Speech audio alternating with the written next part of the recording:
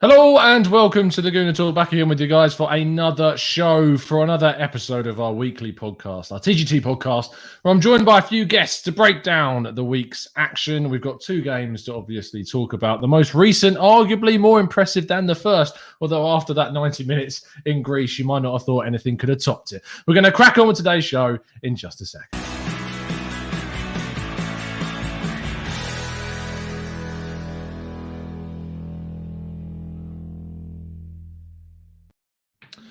I'm joined by three wonderful people. First of all, it's Mike. How you doing, mate? Dry Mike, we should say this evening. Dry. Oh, that sounds like something else.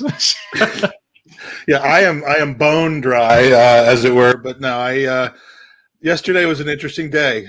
Couldn't sleep, so woke up at around 1 a.m. Game kicked off at 7.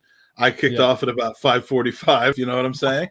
And probably about 6 hours of podcasting later, I think I turned the camera off, and that was that. So not a very not a very entertaining day yesterday. I don't really think much happened of any note. No, it was pretty dull. But nonetheless, it's led me to be drinking Powerade today, if you know what I'm saying. So I'm also joined by a complete stranger, as you can see from this camera. It's Ian. How you doing, mate? I'm calling you Ian. Ian is no beard. Ian's no beard. Owen is with beard. Yeah. I know. I don't know why. I'll not lie. I put the wrong shaver head on yesterday, so I did, and now I look 12. But it'll be back soon. Don't worry. And everyone, I'm ashamed at how fat my face has gotten. But no, it was good. Good yesterday anyway. Do you want to know what? See, when I watch Arsenal matches, it's a very tense affair. I've got calves like Lance Armstrong on the juice because I sit on the edge of my seat freaking out for 90 minutes. And it was for the first time in a long time yesterday, we actually were comfortable sort of playing into the win yesterday towards that final whistle. And I know that because I only used to do that. And I only know when I was doing that, when I was lying back in my sofa, chilling out, and it's been a long time since we were comfortable on a lead, so it was sort of good. I can't wait to break it down because it's not too often we have a complete positive performance to talk about. No, it's not. Get that monologue out of the way before we do our podcast after this, because I don't understand a fucking word you just said. Sorry. Yeah. Well, I didn't understand that story any more than I understood my own, but no, do you want to know what it is? We're working out the kinks. We were talking pre-pod about those Guinness pints, and Wayne sent me the video, and I watched it, and now I can't get my head off a pint of Guinness. It's been too long. I was going to say, we're also joined by the smuggest man in Ireland right now. How you doing, Wayne? You all right, mate? You're muted. He's either really drunk or muted. No, I got it now. You can't spell smug without mug, by the way. No, all good, yeah. Evening, Tom. Evening, Mike. Evening, Ian. We're ready to go on the back of a couple of good wins for a change. So I'm going to have a drink and enjoy the ride. Yes, it's going to be a nice game. To be fair, we've got two games to talk about. We'll only touch on Benfica ever so briefly because we have obviously reacted to that. But Mike, we like to do things the hard way, it's fair to say, and that's what happened on Thursday. Huh? Are you not listening? Well, no. When the players got off the bus, they were they looked like they were up for it. Isn't that what you said when you were playing FIFA during our podcast? I lost track of what you were saying. I said we like to do things the hard way, which is what we certainly did on Thursday. Absolutely, yes. No, okay. Now I'm on board with you. Sorry. Yeah, that was a roller coaster for sure. I didn't quite know what to make of it, but I tell you, for the entirety of Thursday evening and all day Friday, I was just basking in the glory of enjoyment. I couldn't get wrapped up into what went wrong during the game, because if I had, it's like a rabbit hole you could never get out of, because so much went wrong during that game. But since when do we win games that we had no business winning because we'd already thrown them away? That hasn't happened in a long time, and I enjoyed it. I mean, I'll take nothing other than we're through to the next round. Saka's immense. Aubameyang's, playing like a beast again when he gets that kind of service, and I think it set us up nicely to go into the weekend. Yeah, it really. I mean, we've had a really poor record, Owen, of playing games after the Europa League match and losing them. I think it's before the Sunday, it was 6 out of 7 or 7 out of 8 or something ridiculous like that. So we knew there was going to be heavy rotation from that game. There was 6 changes to the starting lineup, and I to be honest, I'll be very clear about how I was feeling when I saw the lineup. I was like, okay, we've probably thrown this one. It's fair to say. And after 6 minutes, I was like, we've definitely thrown this one because allowing Leicester to run through and score. It wasn't the best of starts. No, it wasn't. And when very much like yourself, when the lineup was released, I thought to myself, well, now it's clear to see that we're completely prioritising Europa League and that the league's basically done. And I thought to myself as well, even those top 6 places were sort of non-achievable with the fixtures that we have coming up. But that game has sort of slightly changed my mind. I think the one thing I will say is I think Mikel Arteta was praised for a couple of his selections, the bravery behind them, and one in particular, which was Willian, which I'm sure we'll touch in maybe in more detail on his performance in a while. But what I would say is that even after the game, I know that you're going to hate this, man, because it's still a negative. Even though he done so well, I still have an issue with it, because for me, Mikel Arteta, with a lot of the fan base, you could almost say the majority, or 50-50 split maybe, he's walking on eggshells with a lot of them. And to play the player that has received the most abuse, the most criticism, to have such questions hanging over the manager in terms of persisting with him for too long, and to pick him in a game like that, I think it was slightly stupid on his part. It was brave, I'll give him that, but I still think it was slightly stupid. It's the equivalent of, say, for example, and here you go, here's one of my little tangents I'll go off on. It's the equivalent of Mike, say, for example, walking into a casino and taking all his money, all his equity, and placing it on 21 black. I do that all the time. And coming in as a winner, okay? Because yes, it might have paid off, but it's ridiculous. He's got a family. He's got a life. He has to provide for a family. It doesn't make the decision. He bought a Willian shirt for a random. He's got the money to throw it on 21 black. Yeah. But no, what I'm saying is just because it paid off doesn't mean that the decision was right. And when you talk about the team selection, I think that's the only issue I have with it. I was ecstatic at the fact that Mikel Arteta finally showed the guile to drop Hector Bellerin and put Cedric in. I was happy to see Pablo Mari get a game as well. I was really happy to see Bukayo Saka get a rest too. So there was a lot of good decisions in it, but I still think even with the hindsight of that great performance from Willian, I think it was an unnecessary risk for a manager that's in a fragile position with a lot of the fan base. Funny thing is, the Bellerin, the Willian decision actually did cost me money in the long run. so your analogy's your analogy's not far off. Actually, it didn't cost me all of the equity of everything I own, or whatever you said, but it cost me about $120. I think it's you raise a good point. I think it was the fact that it is brave. I interpreted it as basically he came on against Benfica, Wayne, and did really well. I mean, considering the form that he's been in, I thought he did well when he came on against Benfica, and he set up that performance himself. Do you think that there's an element of law of averages, I suppose, in the Willian performance? He's been so bad for so long that eventually it's got to turn good, or is it? How do you explain that display from him? Well, just about, yeah, I was going to use a different phrase that you use, the law of averages. I was going to say, like, basically the bar with Willian is on the floor. So it's a case of, like, he can't do anything much worse than what he's been doing anyway. So, I mean, you keep chucking him in there, eventually he's going to turn into the decent player that we've known over the years, I suppose, or come up against ourselves. That I found it funny that the news that came out this week about him, that he wanted to stay at Chelsea, you know. And I'm wondering, did he read that and kind of just something twig in his brain and say, you know what, Chelsea's gone.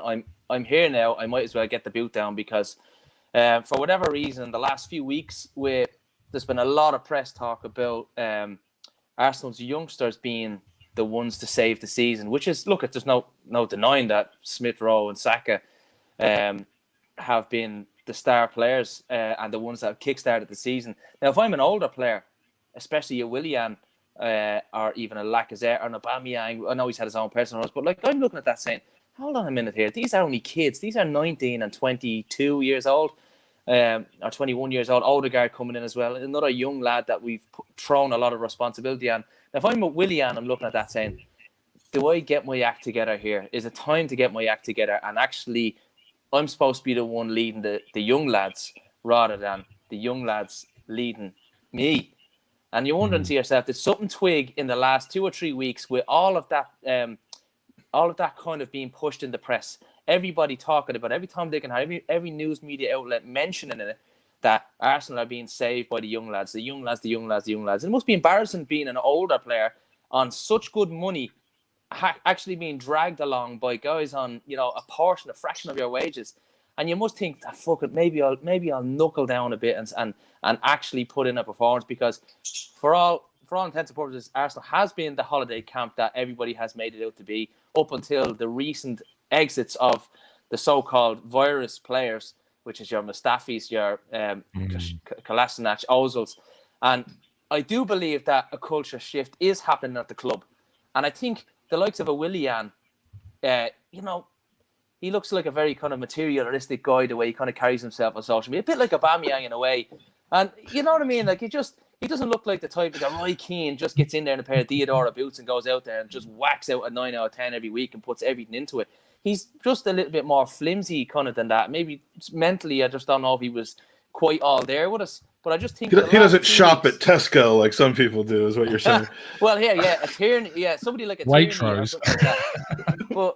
But you get what I'm saying. He just looks as if he's taken a while to actually just really get settled, or get on board with whatever Arteta has had to ask him. And I think being dropped for that amount of time has kind of given him a fucking serious kick up the arse, because he's had these 2 games and he played well, and of course everybody's going to turn around and say like whatever, like he made a good pass or whatever against Benfica, but he backed it up.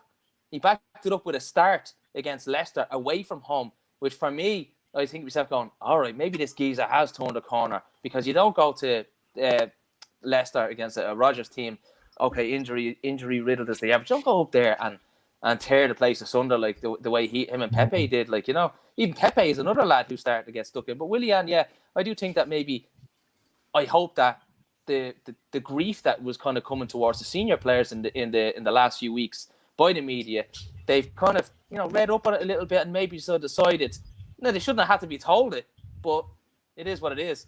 So maybe they have kind of turned a little corner and said, you know what, let's knuckle down here for the boss and see exactly what we can achieve out of the season, and not place so much responsibility on these young lads anymore. Can I just defend myself a little from the abuse I'm getting in the show? As soon as you said it was stupid that Arteta picked Willian, I was like, right, you know what channel you're on here. Yeah, but you want to know what the boys don't realise? I'm one of them. I'm normally in that chat, and I see every single person in there normally scrutinising Willian after a dire performance as well. What I'm not saying is that I want Willian to do bad, or I think Arteta's a moron for picking him. What I'm saying is that the ends don't justify the means, is what you're trying to say. With the statistical output or lack thereof that Willian has produced so far, it was a risky decision to put him in, and you can't say it wasn't, because if we had him went out and got slapped and he had to put in another mirror of a performance, the backlash would have been unreal. Now, what I will say is that he has been very good, and Chelsea fans will tell you this, that he hits these patches every season where he has a run of decent games, and we might be seeing the start of it, which is dead on. But I want him to do well, because for me, he has the potential of becoming another Mesut Ozil, another older player with a massive contract sitting there being useless, and I don't want that to happen, because we've just got out of that rut. So I'm not saying that I didn't enjoy his performance yesterday. I'm not saying that it was very brave of Mikel Arteta. I'm saying it was possibly an unnecessary risky move that he didn't really have to make. But you missed 100% of the chances you don't take, though, Owen. I think it's we stop with these silly. Oh dearie me. I think it was brave considering the amount of people that were dying out for Gabriel Martinelli to start a game, and the fact that he's not started any games and didn't start this one either. And instead he goes to Willian. I thought was the brave thing. And a lot of people that are like on social media were crying out. And then all of a sudden it's Arteta's got a personal vendetta against Martinelli. I don't get this, Mike. You raising your hand. Do you? Well, no. It wasn't that he has a vendetta against Martinelli. I don't believe that. It was, oh my God, I can't believe he's chosen Willian over Martinelli. And yeah. But from his words on Thursday after the game about Willian's impact, I mean, he basically claimed to have set Tierney up for the goal. It was really just kind of extracted from Willian more than it was Willian's creativity. But you could tell he was finally speaking out about Willian's quality. I mean, he had just pretty much said nothing about Willian through all of his awful games earlier in the season. He wouldn't defend him. He wouldn't extol his merits. The way he spoke to him on Thursday, about him on Thursday, and the fact that he only played 20 or 25 minutes, he was bang on going to be starting on Saturday or on Sunday. I mean, I was predicting it all from the end of the game to the beginning of when the lineups came out. I'm like, Willian's going to be starting, and the meltdown will happen. And I felt so confident that I could get Willian moving. I mean, this is where it, as usual, becomes about massaged his ego a bit. I think, did he? Well, no. What I did was I did the little reverse jinx situation, because I put a tweet out there that if Willian scored or assisted on a goal and we won as a result, I would buy a Willian kit for one of the random people who retweeted the tweet. And people think I did that because I didn't think he had a chance to do that. I did that to motivate Willian, because we do know that he reads social media, especially in the hour prior to the game that he's playing it. So you're welcome, and that's all I have to say. It's funny you say about the Willian kit, because it segues quite nicely. Our sponsors, Football Prizes, sometimes Bill, who owns the company, he texts me about certain stock that he gets in, about prizes he's looking to put up on the website. And I got a text the other week saying, "So I've got this signed Willian shirt," and he was like, "What do you think?" And I was like, "Mate, do not put that on the website, right? Just do not put that on the website at the moment." And so we had a much better idea, and instead he's put this on the website, which is this week's prize, which is a signed Kieran Tierney shirt. There are not many tickets left for this. In fact, there's 15 tickets left.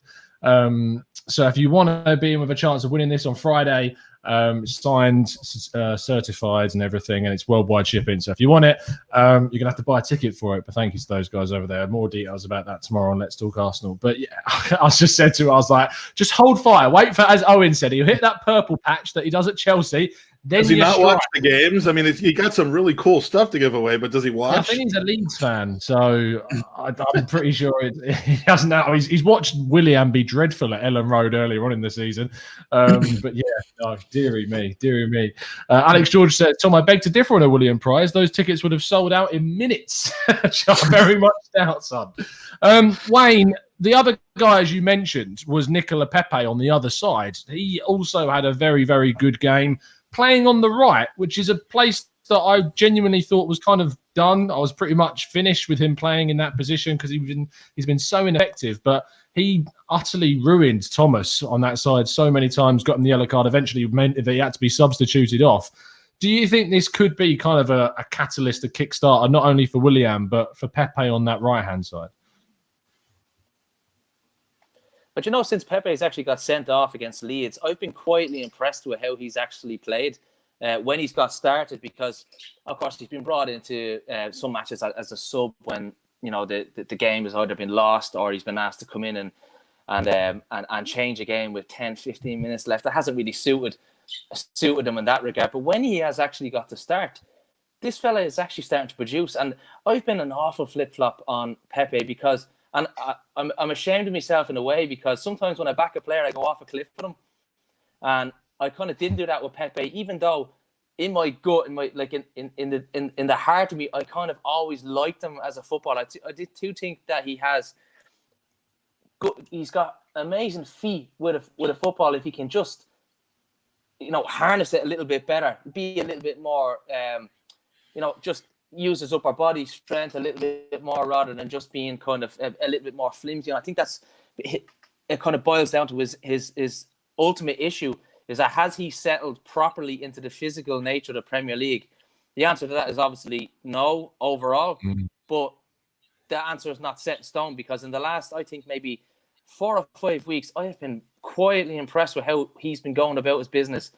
And I think on Saturday or Sunday there, he was. I thought he was absolutely incredible. It's every time he got on the ball, he was dangerous. They had to change fullbacks at one point. Your man was on a booking quite early. Could have been on a second booking if the referee had been anyway fair. He was being fairly lenient with some of the fouls that were being chucked in on him. But he was at the heart of actually everything that we kind of put together. And he deserved his goal 100%. But the problem is I'd like him to start a little bit more often because he seems to be producing the numbers. He's getting himself thereabouts, and I always think of Pepe as a kind of a difference maker. Even when he was playing bad, I thought, all right, he might be playing shite at the moment, but he's surely a guy like that is capable of just the most random anything, skinning a defender, getting to the byline, and just doing something. He's done it so many times, even in the Europa League, and that's I want him to get to the stage where he's not just doing it randomly; he's doing it constantly, like a Zaha. He's just he becomes lethal. And I think the closest we've seen to him becoming that kind of a player was on Saturday, even though he has flashes in a game here or there. But he maintained a serious physical effort. His actual his effort up and down the wing was incredible. And I think the fact that Cedric was behind him really worked well for him because Cedric was he was just so energetic on the right hand side. Not everything is going to come off for Cedric, but the fact of the matter is that if the two between the two of those, right, they're interchange and interpass, and Cedric seems to be very good with Pepe with little one-touch passes and creating little pockets of space and whipping around on overlaps, and it gives by having Cedric there, it gives Pepe that kind of, it gives him more of a freedom to kind of roam inside. And he likes to pick up the ball inside. If Cedric is outside, he doesn't have to be there. So technically, being on the right-hand side isn't too much of a hindrance for him with Cedric there, because Cedric is essentially a right-hand player when he gets forward, and Pepe can cut inside and create those little 1-2 passes with either Smith Rowe or Lacazette playing off. And that's exactly what happened. And you've seen it with Odegaard for the third goal. Cedric come up side, Pepe got it, skipped inside, gives it to Odegaard. Odegaard one touch, lays off to Willian. Pepe continues his run, gets into the box and gets a goal. And that's what I enjoyed about it, was that having Cedric there gave him a little bit more freedom, it would seem, than having Bellerin there. And I think the exchange, I don't have the statistics on how much they passed it to each other, but apparently I did read it, but I haven't got it offhand. It's like 27-6 or something like that. Something like that, yeah. And it's apparently it's like absolutely massively higher than what Bellerin or Pepe have produced all year. So for that alone, I do think that we might have, I hate this word, but unlocked maybe a little something in Pepe that you'd like to see. Maybe Arteta looked at that and went, yep, that's something we can definitely work with, because that gave us so much energy and penetration on the right-hand side. And I remember saying, I remember saying about like how Hector Bellerin and Pepe on the right, and how I've kind of struggled with Arteta putting him back on the right. But whenever he has, it's typically been with Cedric there. And maybe Arteta realises too that if he's going to put Pepe on the right, it's only going to be when Cedric is going to be playing there. And obviously without Kieran Tierney because of injury, he's not been able to do that. And I think it's maybe something that not too many people have maybe picked up on, is that team selection that comes with it. Am I wrong that some of Pepe's better performances when he was switched to the left came with Cedric on the left? yeah. I mean, I'm going to say that, and I'll let you say it. The obvious. I mean, I'm not going to say that Pepe would have just gone off and running from day one, and the moment he came onto the squad, and would have been a world beater, 72 million pound player. But I don't think that there's any question that we know what the problem is. We don't necessarily know whether he's unlocked or whether he's, the man he was at Lille again. But I don't think he can play in front of Bellerin, whatever the case. There's been a very there's been a change though. It isn't just that relationship with him. There's a change, much like Willian as well, in the way that they're playing. There's more aggression in their runs. There's more willingness to do defensive work, and I just think it's with Pepe. All it is it's a change in mindset. I think that when you come in to what was a struggling Arsenal side at the time for a fee of £72 million after being the second top scorer in France the year before, only behind Mbappe, I think that you come in with a bit of swagger and confidence about yourself. And I think that Pepe almost came in with this idea of this team is going to change to suit me. And now I think he's realised that I'm going to have to change to suit this team, or it isn't going to work for me. And I think he's just surrendered to the fact that maybe he isn't just as naturally gifted as he thought he was. And now he realises the graft that he's going to have to be put in to be a success at the club. Well, it's opened my eyes to how important that link up is, because I remember a few years ago, and I'll probably get this factually wrong, but I remember a dynamic where Nacho Monreal had an incredible season, a shit season the next season, and then another really good season after that. And the one constant in that bad season was, I believe, he had Alex Iwobi playing in front of him. So it was a reverse dynamic. It wasn't the fullback unlocking the winger, but it was some quality of the person who the link up was supposed to be with on that side that was preventing the balance for the other player. And again, with me having less than zero tactical nous, I don't notice those things unless they're pointed out to me. But once pointed out to me, it just seems completely obvious. And so, for that reason, Bellerin, I'm sorry, you got to go to PSG. Just for context, while Mike was talking there, I did see in the chat there was a question saying, "Did anyone else just hear a bell?" For that reason, just for explanation, Mike does that whenever there's what do we call it? An Englishism? Is that what it is? It's like a English football phrase. Your sixes and I know sixes and sevens. Or hitting for six actually is a cricket term, but diabolical. Yeah, no one walks around in America talking about how things are diabolical and that people are pulling up trees. But the coach. But they call it the upper 90 when you score top ends. Well, look, I would get a big foghorn when people, and PKs instead of penalty. I hate those phrases, and I would get like a fog, like a dun dun dun, like a loser kind of bell for that. But I've always, since I was a kid, loved those. I thought Hector from Breaking Bad was after coming into the podcast there. The wheelchair. Remember him? I was it's a tribute to that. And in fact, we're doing a show on Wednesday night, which will be all about those phrases. It's an FA Cup. An FA Shamelessly plugging, man. Shamelessly plugging. So that's what he's here for. The money for asking the question about the bell in the chat is on its way. Thank you very much. A massive thank you to Abid, who's rejoined our membership program. Much appreciated time. And why did he leave? Did you ever find out? No, I just went on the thing to see how long he's been a member for. He's been a total time. He's been a month. He was here for a good 28 days and thought, stop this.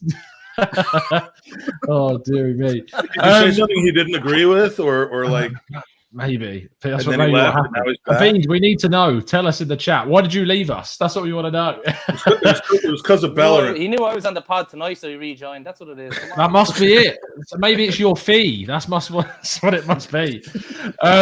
Owen, everyone. Box office. It is what it is. He's more expensive than Charles Watts at this stage.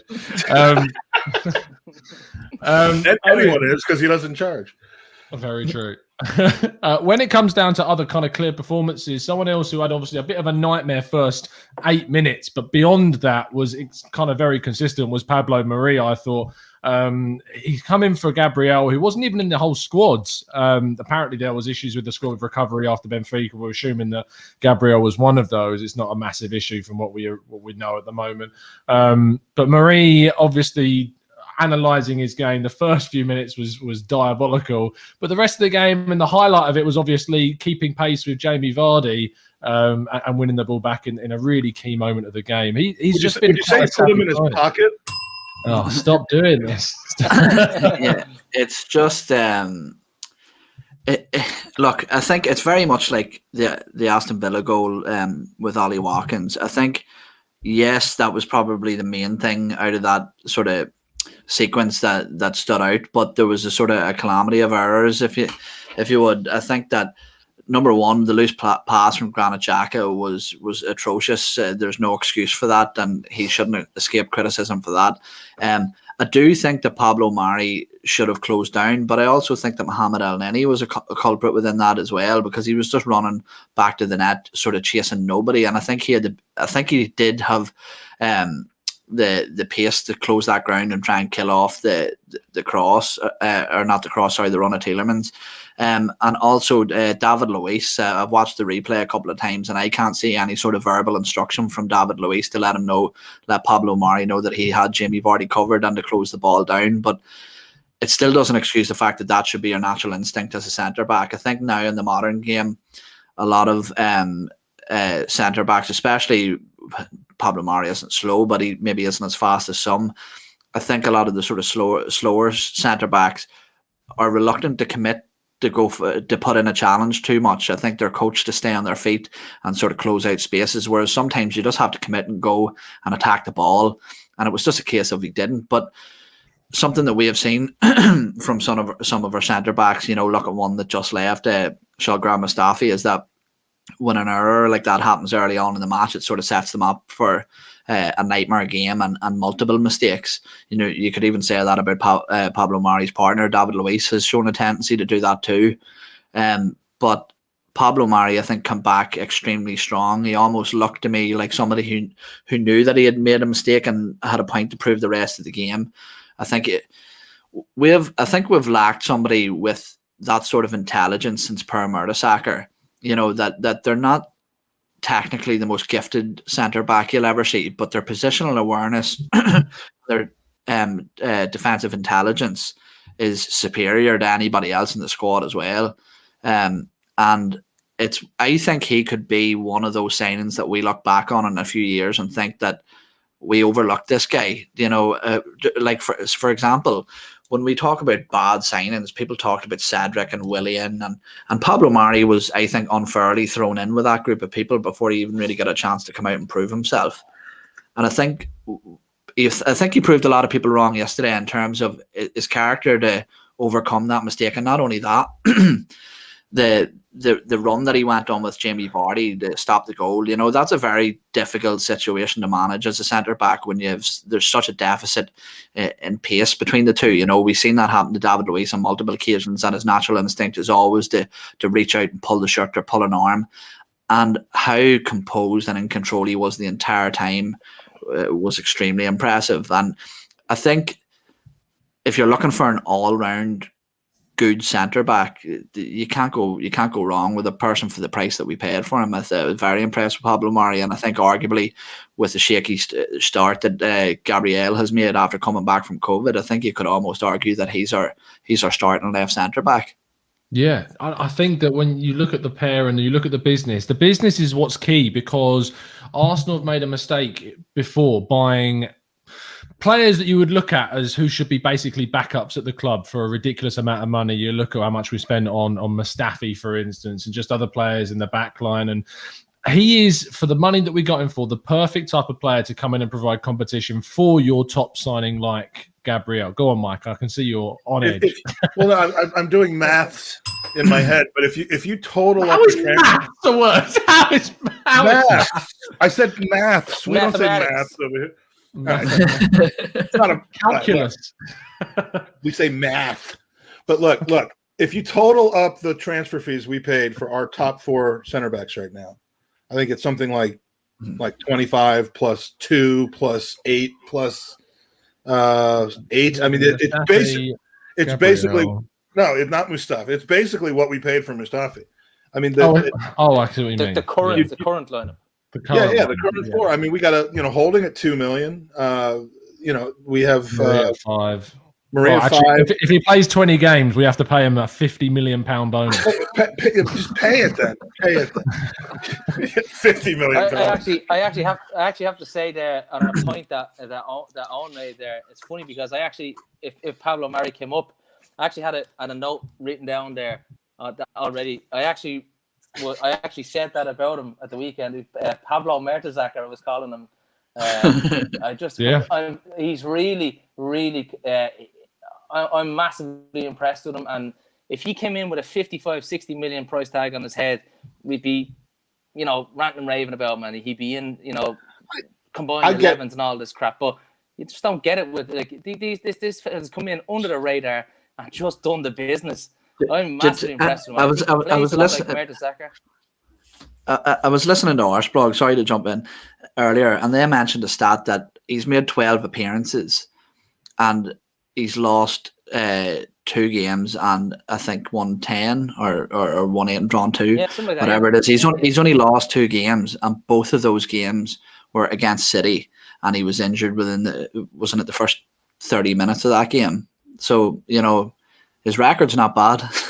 No, he's just solid, and I get the comparison to Mertesacker in the sense that he's not super speedy, but I think of him more like a Chambers, but much more solid in the sense that he's faster than you think he is. Chambers was always talked about as being slow. He's not slow. He's not super skilled, but he's a solid defender, and so is Pablo Mari. And the thing that is like Mertesacker is that even if you're 20% slower than the next guy, if you're 25% faster up here with your anticipation and your positioning, it's always up here, yeah. Then you don't have to run us. Oh, sorry. No, someone got emptied. That's a good point there. I'd say is that with Mari, like what I enjoy about him is that he's not afraid to actually, when say if an opposition team is coming in with a high press, he's not afraid to feint a pass and then carry the ball out, and that relieves the midfield then, because then they can back off a touch and take a couple of yards for themselves, and it gets us out of a bit of pressure. Okay, it's fine. His balls at the top sometimes can lack a little bit, but genuinely his passing has been very, very good coming out of defence. I'm massively happy with him either as a backup or starting. If Gabriel's going to struggle to get back into the club, great. That's great. Happy day. That is great. Yeah, you're right, 100%. And that's the thing. It'd be like that's the thing about the Martinelli situation as well. I know it's not exactly the same because they're two kind of players at different stages. We don't need them at the moment. Let them come back. No, of course.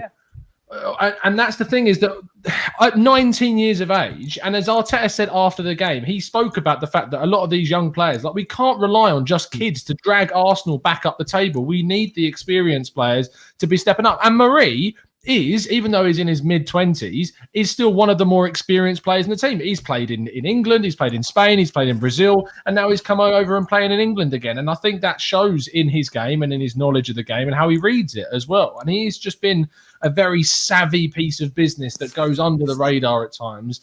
And I'm very happy. He looks hungry, though. That's why I like him. He looks hungry. He looks, yeah. That's nice to see. It's another Edu signing as well, and fair play to him. Go on, Wayne. No, that was it. Yeah, I was agreeing with you. We've got about 10 more minutes. Then we're going to go into user questions, seeing as Mike. And he claimed, were you here when he did that the first time, and then claimed that's just how it always has been? I've always said it. He's a thief. Be expecting a letter from our solicitor. I'm going to go back and watch your podcast from when you first took over the channel and see if you said user questions or not. It's not on the channel anymore, so I downloaded every one as you posted them, so I have I've been running the show since 2016, but according to the videos that are on here, I've been on it since about a year ago. It's only gotten good since a year ago. That's when we started coming. Thanks, mate. Where's all the old ones now, Tom? Where's all the old ones? I have them in an archive. They're in the background. They were removed from YouTube. I'm on a good few of them ones. I'd like to see them. I can send you a link to it. He didn't have his parents' permission back then. You had to be 18. I was so embarrassed by how off the wall. So I was so embarrassed, more so by the quality of the thumbnail that I made, that I was like, I don't need this. This is my dossier now. I can't have this crap showing up on my channel. Hours and hours of your work is just thrown in the trash because of a thumbnail. Plus, half the people that are on those pods, Wayne, I don't like anymore. So that's actually oh, dear me. What are you laughing? He was talking about you, mate. Yeah, I got an interesting list of people that have been on our podcast. So as far as what's happened with relationships since then, but you know what, we're all gooners. Sam Chester in the chat. Well, I know he's a big supporter of the channel and a supporter of other channels as well. When he's in the chat and always pointing out to make sure people drop a like on the video. So really do support Sam by supporting us and dropping a like on the video. We much appreciate it. And also we are on Spotify and iTunes and all the audio only platforms now, which I know I'm really late to the party on this and everyone's done it, but I actually sat down with Craig and Craig helped me sort it out and work it out. So much appreciate Craig for that. And leave us a kind review, if you would, on iTunes. We really appreciate it. So we've got about, as I say, about 10 minutes, and we'll go into some of your user questions. And you can ask the guys whatever you like regarding the football at the moment. Anyway, there's a few more performances that I want to talk about. I always think it's important to look at things as a whole, and that does encompass some of the things that weren't as great. And Mike, one of the things I thought really kind of stood out was the difference made when El Neni came off and Thomas Partey came on. There was an interesting stat. I think James Benge put it out at the start of the game that El Neni had made 11-point-something% of forward passes in the first 15 to 20 minutes of the match. And when you're next to Xhaka and you're going to need to be the guy that progresses the ball, I thought that really kind of highlighted the direction that we need to go in, which is Partey, and the direction we need to not go in, which is El Neni. Well, that's a massive take that you've just come up with there, that we need to start Partey over Xhaka, over El Neni as much as possible. I mean, come up with these things. Between that and the fact that the thing around the screen still says main, so you are just ahead of your debt. You're just ahead of your time. No, I mean the irony is that what we've seen El Neni excel in is the rare times this season that we've actually needed to close a close game out and make sure that we don't, let the other team run at us and get space. Like the end of that Manchester United game. I'll never forget that clip of him just running a marathon in 30 seconds, just chasing down whoever had the ball until he finally kicked it out of bounds. So for him to come off in the last 15 or 20 minutes, I mean, I will always allow him to come off in favor of Thomas Partey if Thomas Partey's healthy, but it was just somewhat ironic that that's the exact situation I would have been bringing him on in had Partey, for example, been in the game to that point. Partey's just got to be managed for his health. I mean, he's got to be on the pitch. We're such a different team with him on the pitch. The game changed or was saved against Benfica when he finally came on for Ceballos, who was having a mare. But goodness sake. El Neni is what Andy's always said. El Neni's a squad player. He should never be in the starting lineup unless we are just really, really down in numbers. But he should be there basically as a closer. And I wouldn't mind him being just that. But it's going to take Partey being healthy enough to play the better part of 70 or 80 minutes in a game for that to be the case. And clearly they're not ready to give him that amount of time yet. No, they're not. And he's obviously there as a squad player, and I understand that. It's just a case of when we do need to rotate, it's so important in the summer that we go out and basically that Granit Xhaka becomes the El Neni, that he becomes the player that we begin to rotate in rather than El Neni, and we bring in someone better. Yes, that would be lovely. Just to start a game with El Neni and have the kind of offensive display that we ended up having, I guess that says a lot about our fullbacks. Because it wasn't, it's not going to come through the middle in that sense, and that's why I didn't think we had a chance of scoring a goal when I saw that lineup, much less score 3 and dominate possession. Yeah. Final one before we go to the chat box, Owen, is just to mention, I think for Kieran Tierney again, he just plows on that left hand side, just continually trying to get past the fullback, trying to get the ball into the box. And it just eventually Arsenal just keeps ticking with him in the game. It also means we can put Cedric on the right-hand side, which has been very beneficial. The question about the captaincy always comes up, and I don't like the debate really because, I look at other teams and then I barely notice who's captain in the teams that we play against because in modern football, it's not a massive thing. But he is a leader that just needs to be playing in every single game. Yeah, he's absolutely vital, and I think we're seeing that even though Cedric was, I think, fantastic sort of deputising when he was absent. The systemic sort of collapse when he's not playing.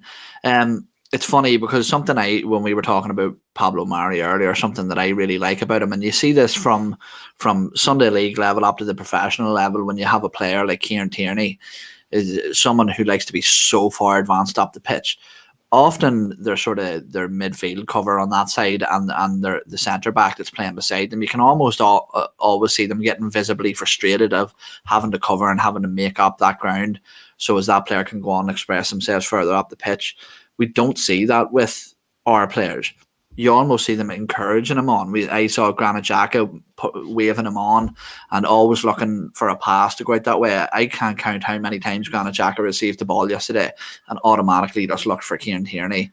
And to me, that just shows that this early on into his Arsenal career is that even these sort of top seasoned professionals, if you want to call them that, but they are, they're well experienced seasoned professionals, and they're all relying on this kid who came from a sort of second tier league, if you would, in the Scottish Premier League, and now he's absolutely crucial. I think as well, he sets the standard of what way you have to apply yourself when you step onto that pitch, and people are talking about, that if we don't finish in European places this season, or we don't get it next season, that players like Kieran Tierney and all will move on, and maybe the likes of Bukayo Saka will stay because of the loyalty of the club. Kieran Tierney, to me, is someone that I think we can rely on to stick by us for a long time. He doesn't seem to me like a club hopper. He seems to me to have really bought into the culture of Arsenal, and I think when the fans return, that'll only increase when he sort of starts to feel the love that the fan base has for him.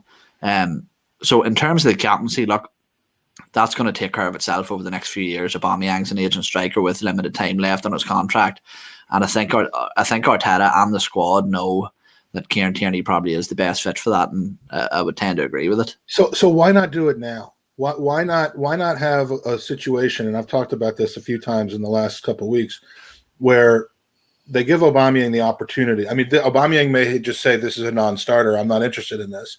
And if that's the case, that's his right. But there is a scenario where Aubameyang can say, you know what, I just want to go back to – I don't want to have to do game day interviews. I don't want to have to be the talisman. I just want to go out there and score. And he says, I'm here for another couple of years. Kieran Tierney's the future of this club. I'm handing him the captaincy as a show of loyalty to the club and as a way of recognizing, that Kieran Tierney is a leader on the pitch. I'm not picturing Aubameyang when you're saying this. It just doesn't strike me as that guy. Obviously, someone would probably write that for him because you're right, that's not his style. But just have it come out as a voluntary thing where he's basically like, you know what, this is our leader for the future, and I don't see any reason to wait. Because any other scenario, Arteta or Aubameyang is going to end up looking bad or looking weak, and I think that situation, is kind of unrealistic as it is, and the fact that it may not have happened anywhere before doesn't mean that it shouldn't. No, Wayne. I think that would be such a positive thing for the club to do. I do. I hear you, and I understand what you're saying there, but I just think that's just too.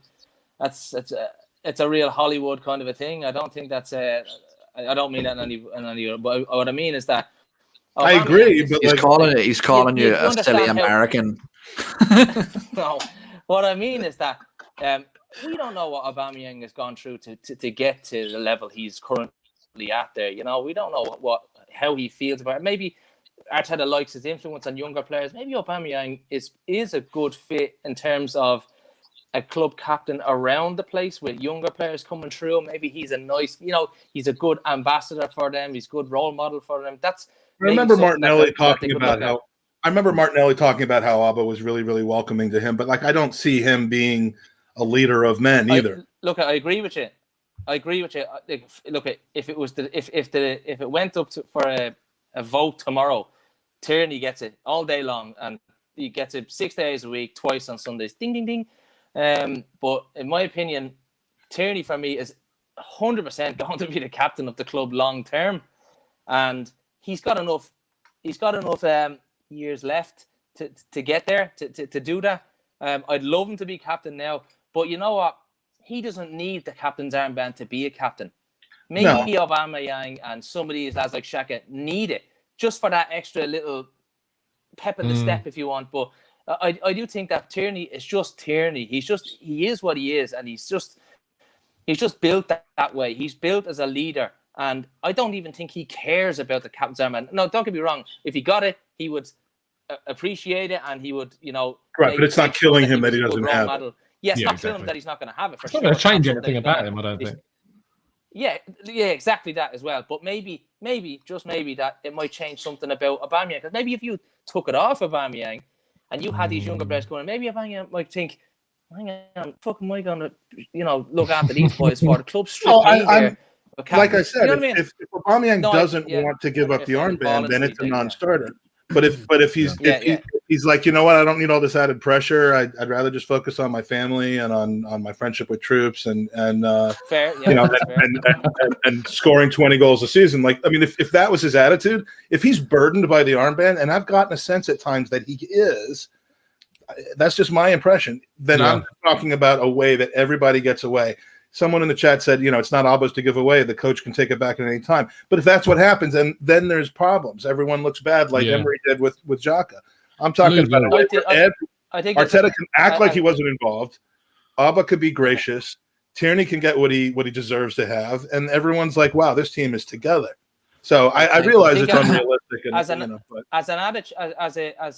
As a player with the type of attitude that he has, Tierney, I think that rubs off on certain players more than it rubs off on others. If you look at when we've had Tierney back in the side, and I do believe, I could be wrong.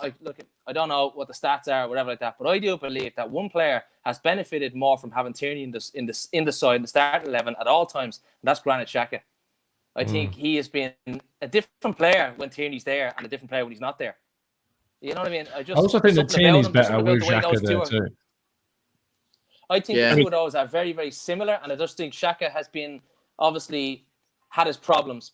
Let's put it that way. But I think he seems to have managed a little bit of consistency recently, and obviously just the team has as a whole anyway. But I think he's starting to gather the confidence off the back of people like Tierney, just being around for him. It's almost like a comrade or a brother on the pitch for him in a way. So like he can kind of, even if he's having like he did have a bad start, he put that misplaced pass in, but turned around with an absolutely phenomenal game in the end away from home. I'm thinking to myself going, where's this mentality come from where he's flipped the switch, had a bad moment, and all of a sudden turned it into, I'm going to change this straight away. And minutes later we were, back on the front foot, and then we obviously went on to win the game, and he was phenomenal. And I put a tweet out the other day that I've given this fella some serious guff over the last couple of years. A lot of it rightly so, and when it's been deserved. But at the moment, I've got to hold my hands up and say that this guy has actually been phenomenal in the last 6 to 8 weeks. Give or take the Granit Xhaka slip-ups that come about. Don't get me wrong. I wish I liked the guy more. He's so unlikable to me that I would still not be upset if he left. Especially if we replaced him with Basuma. I would actually prefer that. But hard to say he hasn't been better on the pitch. Yeah, if he minds his business, keeps out of all that stuff with the fans, and just gets knuckled down, takes his wages, wins a couple of trophies, and has his relationship and his camaraderie with the likes of Tierney and these boys. That's a player who just gets in there and gets down to business, and that's what I would prefer to see rather than getting stuck into the fans and getting involved in that type of shit. Yeah. So if he stays away from that, he could have a brilliant Arsenal career, because no doubt, in my opinion, we're building something fantastic here, and I think over the next 12 months we're going to be an absolute serious outfit if we continue on the trajectory. We might be flatlining, but I think we're going to take off in the next 12 months. And I think if he's on the right frame of mind, he could be a big part of it. I'm really glad that you've said it in that way, because I'm sure we can have a discussion a little bit later on Mike's show about kind of this discussion, and I don't want to get bogged down in it, but I'm glad that that's pointed out that we are on this level where it's about kind of a coiled spring that I feel like we are right now, and that's where it's going to happen. Anyway, those outs in January. Those outs in January could not be more understated as being the reason why this team is so good. And Kolasinac, what's happened at Schalke recently? We literally, addition by subtraction. We're literally getting bogged down, and the thing was said we weren't going to get bogged Well, I know. I just can't be happier that those guys are gone. I would have rather gotten rid of them and two more than sign anybody because it's a happy team now. We have eaten quite heavily in the user It's questions. unbelievable the turnaround. To be fair. So there are quite a few. So I'm going to implore Also, you, no, I'm just kidding. Wayne especially, if we could keep our answers fairly condensed, it would be great. So let's ease Wayne in. Boys. Let's ease Wayne in with an easy one. Ecal Sticker says, "Why do we start games so slowly? It feels as though we need thawing before we get into rhythm, e.g., City and Leicester. You could add Aston Villa to that as well. It's got to be fixed." He says, doesn't it? That's a yes or no question. In my opinion, there's a lot of scar tissue still in this team.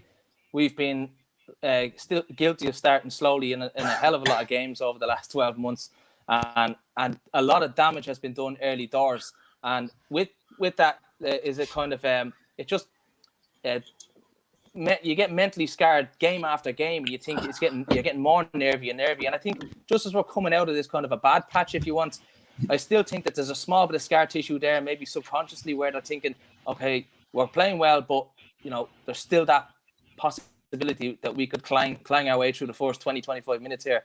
And we seem to do it sometimes, but sometimes we don't. But slowly but surely, we like law of averages, we're going to eradicate that.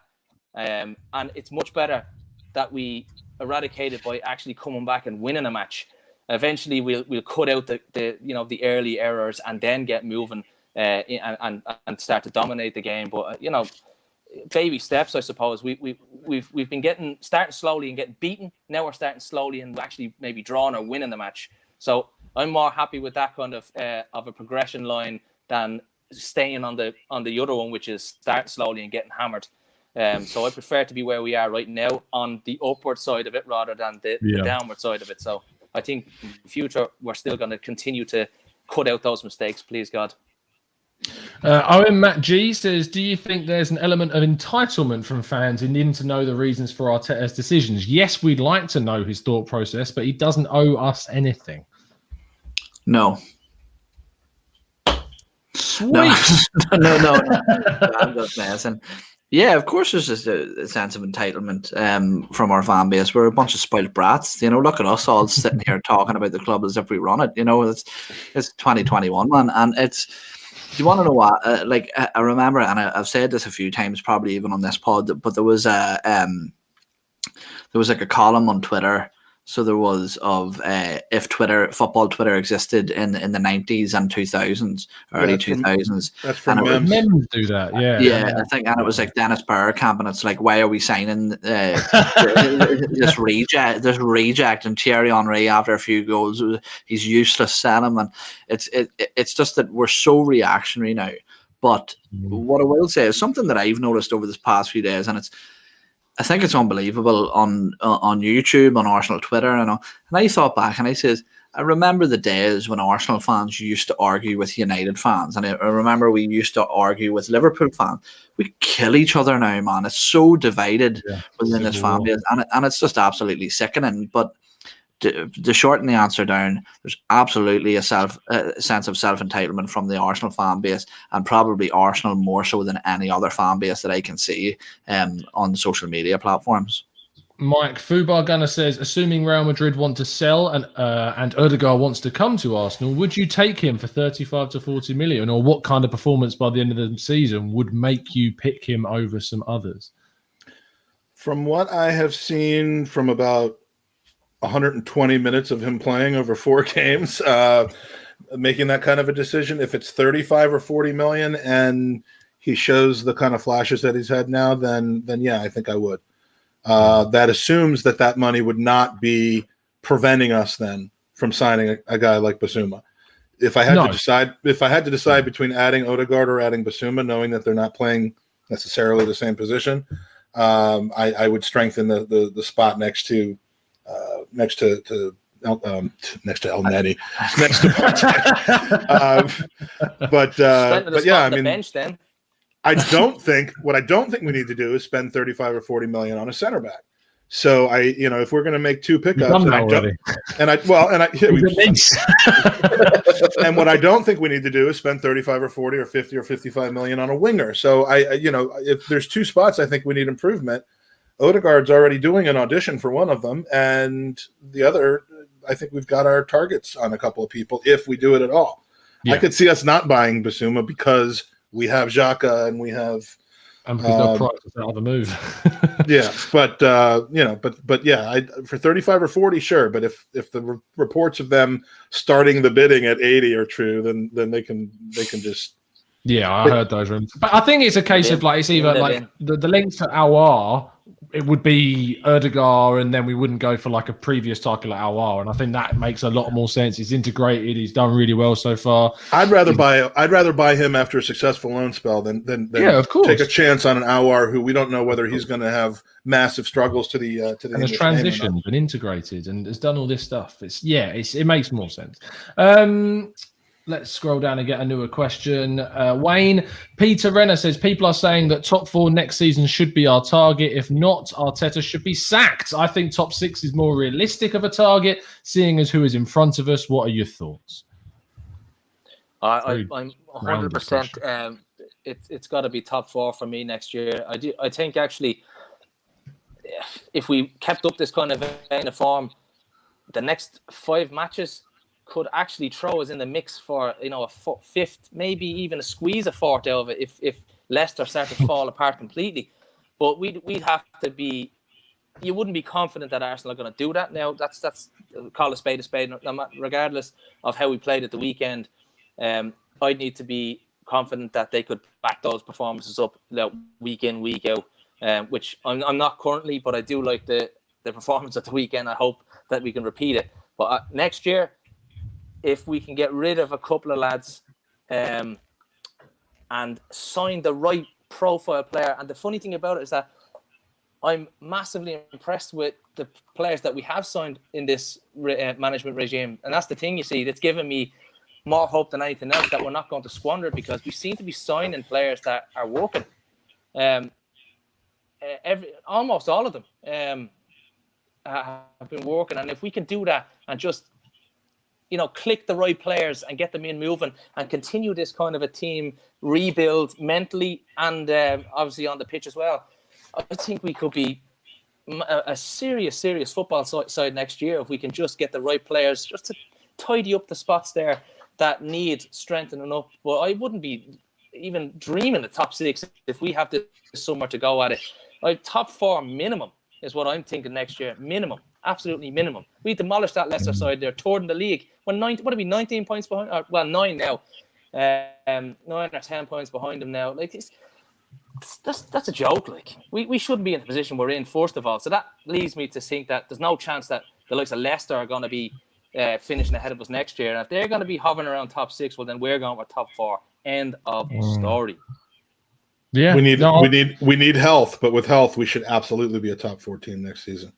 Yeah, 100% Arsenal. That's the target. We have the talent to be. We have the talent to be that this season, but we haven't had help. If Partey has been fit, I genuinely believe we'd be so much better placed than we are. If we'd have had a fit Partey all season, it's just a different story. If VAR had been healthy, we'd be top 4. The weekend. The amount of games we've lost by 1 goal as well. Oh, he's just brilliant, Wayne. He's so silky on the pitch, and he just progresses the ball like no other player that we've had. And it's just when you look at the statistics of El Neni passing backwards so much. Physically. Yeah, he does. And he's like, Vieira wasn't a defensive midfielder. Vieira was the player that would progress the ball. Gilberto Silva was the player that was sitting in behind him and being that cover for the back line. And he does give you those vibes 100%. Abid says, can you please forgive me for somehow leaving the membership? I don't even know how it happened. No, Abid, of course not. Of course we can't. We're only kidding. Last, we'll go round one more time for questions wise. Owen says, this is for you from Hovik. Says, do you think we can replace Hector with a right back that doesn't do foul throws? Well, Cedric's throw-ins are perfect. There was actually a few suspect that he got away with, I think, there the other day. So there was a couple of dodgy ones, but yeah, no, I do think we need to replace Hector Bellerin regardless of his throwing techniques. I think if anything has shown us It's that even Cedric, what we would consider an average squad player, has been by far superior to the performances that he's been putting in. Yeah, the journey's over, I think. Yeah, it is, and it's sad because you want it to work out because he obviously loves the club a lot, and he's been here a long time. He's thought a lot of in the dressing room and stuff, but I can't get over the fact that his fundamentals, the fundamentals of his game, this simple pass and simple movement off the ball, simple shape, body shape in terms of what position his body should be in when he's defending. They're all so flawed for a person of his experience. And to be honest with you, I've seen Sunday League footballers with better fundamentals, and I think ever since the injury he's lost. I've said as much. Yeah. Have you seen that guy?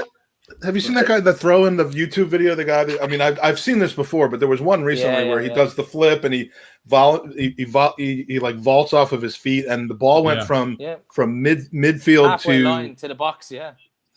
And how bad would that guy have to be defensively for him to not be like the first name on the team sheet every week? Well, you say that, but there's always those players. Like Man City when they played. Who was Man City playing in the FA Cup? I mean, Rory Delap was a wuss compared to this guy. I mean, Rory Delap was good at throw-ins, but this guy is amazing. Who City were playing against in the FA Cup, and they very nearly got a result against them because they were winning like 1-0, and they just had this guy that would just continuously throw balls in the box. And you're looking at Man City, managed by Pep Guardiola. Look at this, like, how do we deal with this? Like, I mean, the strategy would be to pinball it off of their left midfielder, their left back, just to get it out of bounds, because that's better than a free kick. God, it's so American when you say stuff like that. Mike. Out of play. Over the touchline. Mike Jack Webb says, how good has David Luiz been since Christmas? Some pundits act like he is still a weak link, even thought he has been a leader on the pitch. He's a weak link for the specific reason that we all knew he would be when we signed him, which is that he was going to be good 80% of the time and shocking 20% of the time. And the shocking part was going to cost us heavily, not mistakes that could be come back from. And he is what we thought he was, to borrow the phrase from Dennis Green, if you want me to be super American on that. But he is exactly what we thought he is, and he's cost us games like we thought he would. But for the most part, 3 out of every 4 games that he's not being thrown off of the pitch, then and he does seem to have those qualities. And because I'm now convinced that he isn't the mole, and he wasn't the head. The head, person of the crap locker room environment, the dressing room environment. Sorry that we had. Then would I sign him to another year? Which wasn't the question that was being asked. No, but can I just mention something there as well, really quickly before we go? Did any of you see the thing about we're talking about moles in the dressing room and the dressing rooms being disturbed? Did any of you see the stuff with Schalke and Mustafi and Kolasinac? Oh God! I just assumed that it's them, and then apparently it is. Someone literally just arrived.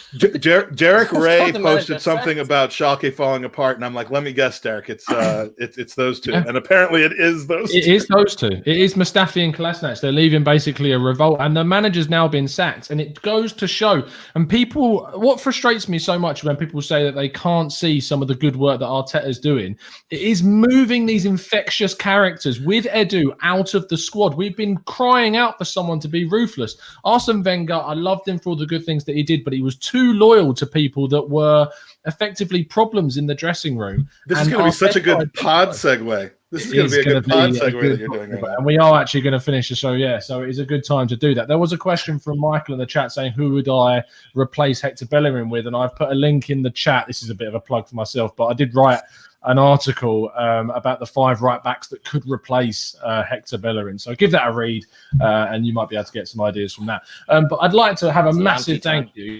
It possibly is. He was on my list.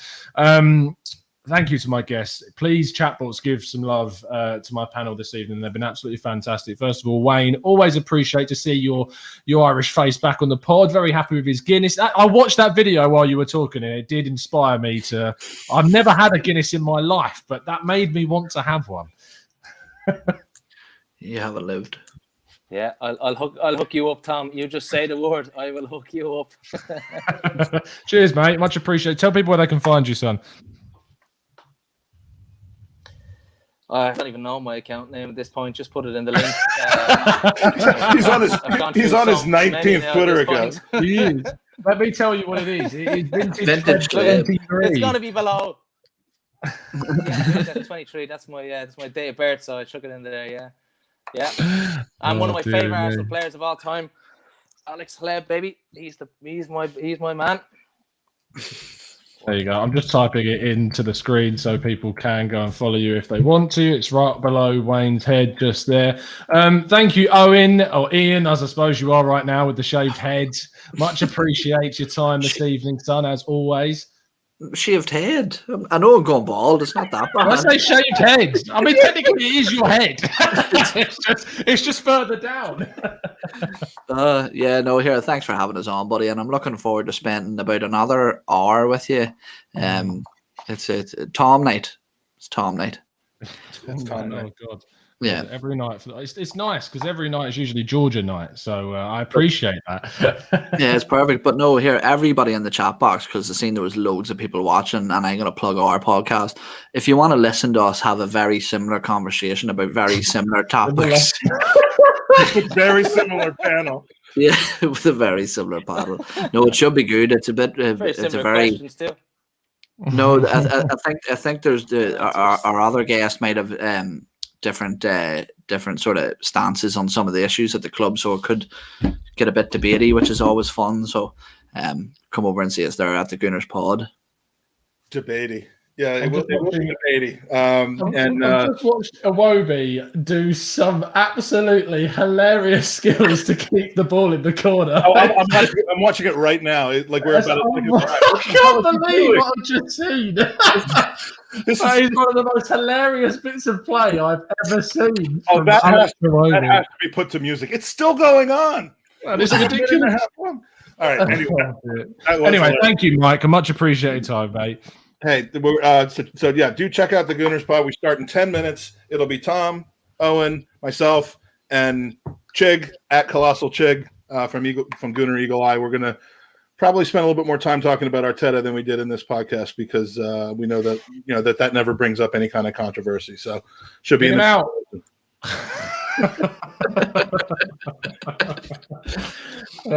Thanks for having us on, Tommy. No problem. Thank you, Chatbox. I really genuinely appreciate all of you that have tuned in this evening. I know there was a game of football going on in the background as well, which I know a lot of you people like to tune in for. But if you've chosen to listen to us at the same time is amazing. If you are listening on playback, of course, drop the video a like. And if you're watching live, of course, give the video a like and give these guys a follow on their social medias and their channels too. I'll make sure to add the links into the description. We are, as I said, on iTunes, and there's a couple of people that have left a review. I really appreciate that. If anyone is around that can spare 5 minutes of their time to just drop a couple of kind words and a 5-star review on iTunes, it helps people find the show more and it gets pushed up those algorithms. So we'd really, really appreciate if you could do that. We'll be back tomorrow. I'm going to be joined by Turkish tomorrow at 5 p.m. Having another kind of interesting discussion. Two people with different kind of views, and I want to try and get that more onto the channel. So that should be fun. But if you like that sort of thing, as Mike's already said, do tune into the Gooners Pod in about 10 minutes. If you're watching on playback, you'll be able to go back to the Gooners Pod and watch it back. But everyone that's watching live, I'm expected to see you over on the Gooners Pod in 10 minutes time. We will see you again very, very soon. And as always, up the Arsenal. God, we love Alex Iwobi with those skills.